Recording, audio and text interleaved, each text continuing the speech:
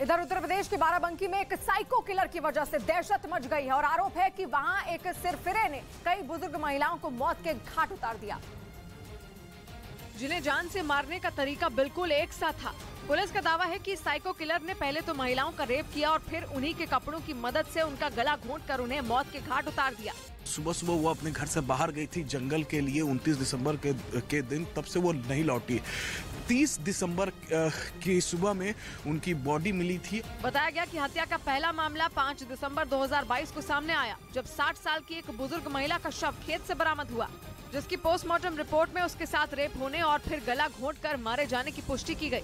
इसके बाद 17 दिसंबर को भी ऐसी ही एक घटना सामने आई, जहां 62 साल की एक महिला की हत्या रेप के बाद ठीक उसी तरह से की गई और फिर 30 दिसंबर को एक 65 साल की महिला का भी रेप के बाद इसी तरह से कत्ल कर दिया गया। शरीर के कपड़े भी नहीं थे और वो भी गलाधार पे मार दिया गया था। उसके बाद में उसके गांव वाले ने अपने घर ले आए थे। बताया गया कि इन घटनाओं के बाद पुलिस ने साइको किलर की जांच के लिए 3 टीमें तैनात कर दी। वहीं उस पर 25,000 का इनाम घोषित करते हुए उसके पोस्टर भी जगह जगह लगवा दिए, ताकि जल्द से जल्द ये हत्यारा गिरफ्त में आ सके। उधर अफ्रीकी देश सेनेगल के कैफीन प्रांत में एक बस हादसे में 39 लोगों की मौत हो गई है, जबकि 100 से ज्यादा लोग घायल हो गए। बताया गया कि हादसा रात के वक्त टायर फटने की वजह से हुआ, जिससे चीख पुकार मच गई। 2 बसों की जोरदार टक्कर के बाद उनके परखच्चे उड़ गए। एक बस का तो आगे का हिस्सा पूरी तरह चकनाचूर हो गया। चारों तरफ सामान बिखरा पड़ा दिखाई दिया। रेस्क्यू टीम भी मौके पर पहुंची। इस बीच चीन के चियांशी प्रांत में कोहरे की वजह से एक ट्रक हादसे का शिकार हो गया, जिसकी चपेट में आकर 19 लोगों की मौत हो गई, जबकि 20 से ज्यादा लोग घायल हो गए और वहां अफरा तफरी मच गई। हादसा रात वक्त हुआ जब कुछ लोग अंतिम संस्कार के लिए शमशान जा रहे थे। इसी दौरान एक तेज रफ्तार ट्रक ने भीड़ को टक्कर मारी, जिसमें 19 लोगों की मौत हो गई। घने कोहरे को देखते हुए पुलिस ने लोगों को सड़क पर सावधानी बरतने की सलाह दी।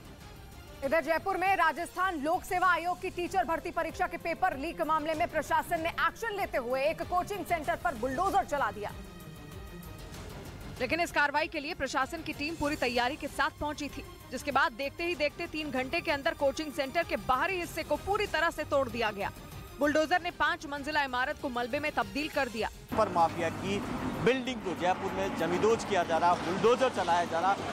असल में पिछले महीने 23 और 24 दिसंबर को राजस्थान लोक सेवा आयोग की परीक्षा में पेपर लीक होने का मामला सामने आया था और इस मामले में 6 नकल माफिया समेत 55 लोगों को गिरफ्तार किया। लेकिन जैसे ही प्रशासन को पता चला कि पेपर लीक के आरोपी सुरेश ढाका और भूपेंद्र सारण का जयपुर में अवैध कोचिंग सेंटर है, उसने बुलडोजर वाली कार्रवाई की और अवैध कोचिंग सेंटर की बिल्डिंग को जमींदोज कर दिया।